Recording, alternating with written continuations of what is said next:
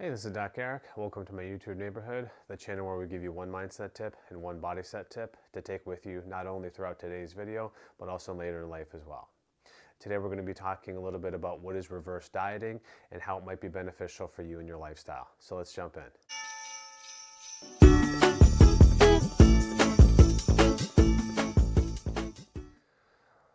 So when we're talking about the concept of reverse dieting, I think it's good to define what it is. So reverse dieting is increasing the amount of calories that you're currently consuming while maintaining or increasing your weight.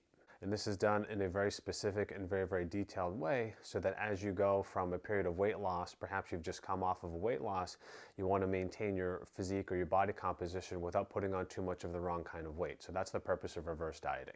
And this is typically done for people who are doing maybe a crash course diet. You know, maybe they had a wedding that they had to go to, or if you're somebody who is in the bodybuilding world or the fitness world, you're doing some sort of modeling competition and you've leaned out an incredible amount. And now that the show's over, you want to slowly titrate yourself back up to a place where you were before. You want to maintain as much of that lean physique as possible, but you don't want to put on the wrong kind of weight.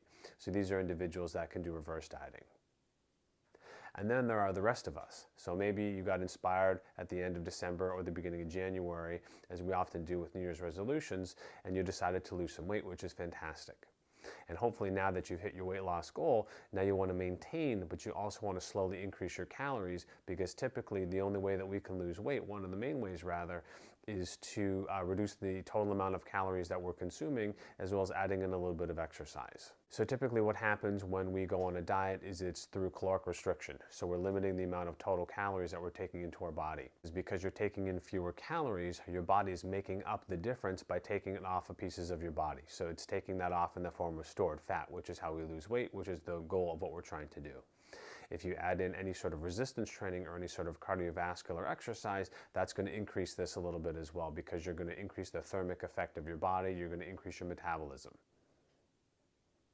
And these are desirable traits because it allows you to get stronger and lean out and possibly build a little bit of lean muscle mass, as well as losing that stubborn body fat. So let's backtrack a little bit. So typically after you've put yourself on a calorically restricted diet, you're going to notice a couple of things are happening. You're going to notice that you're going to feel possibly a little bit sluggish mentally. You're going to feel a little bit more fatigued. You're going to want to move around a lot less, and you're just going to find that your overall lethargy and sluggishness is going to increase. And this is a safety mechanism that the body does to itself in the absence of sufficient calories, right? So we all know that when we're buzzing around and when we're feeling really good, sometimes that's due to a caloric surplus, right? Because when you have a lot more calories in your body, or let's say you're just eating a big meal and you're prepared to do a full day's worth of work or walking around, your body can turn that fuel that you've just consumed into readily available energy for the body. Someone who is dieting for a long period of time, they're slowly starting to notice that the body starts to slow them down. So there's an expression called the non-exercise activity thermogenesis, or NEAT. And these are the daily functions that we do all day long.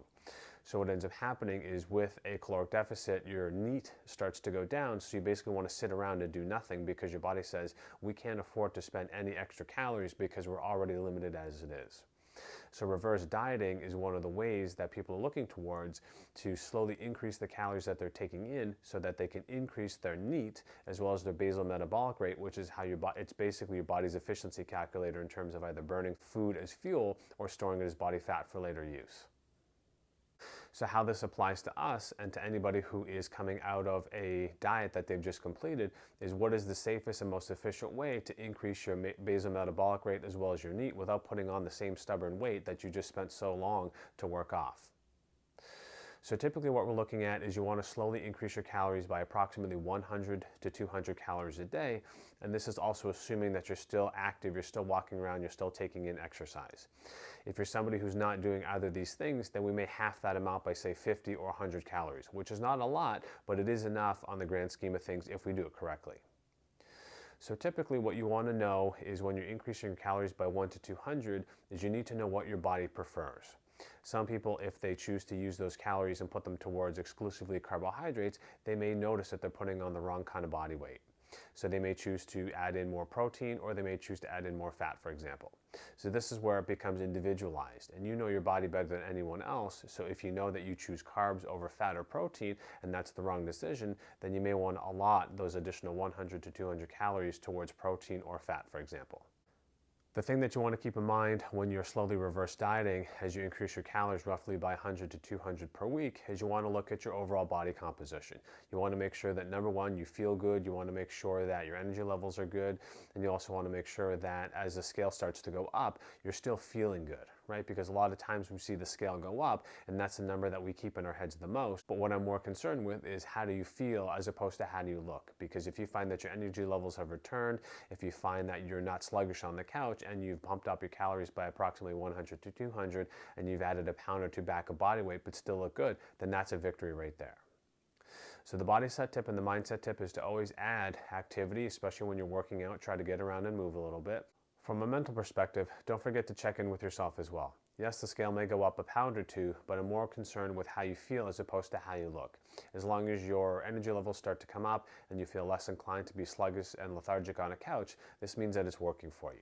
So there you have it, one mindset tip and one body set tip as it pertains to reverse dieting. Hopefully we've answered some of the questions in terms of what's going on, in terms of what is reverse dieting and how it's applicable for me and how it's applicable for you as well. If you have any questions, comments, or concerns, don't forget to leave them down below in the comment section. I love to read those comments. And also don't forget to rate, review, and subscribe. We also like getting new visitors to our YouTube channel, so don't forget to share this content with friends and other people that you think might benefit from it. And until next time, stay healthy.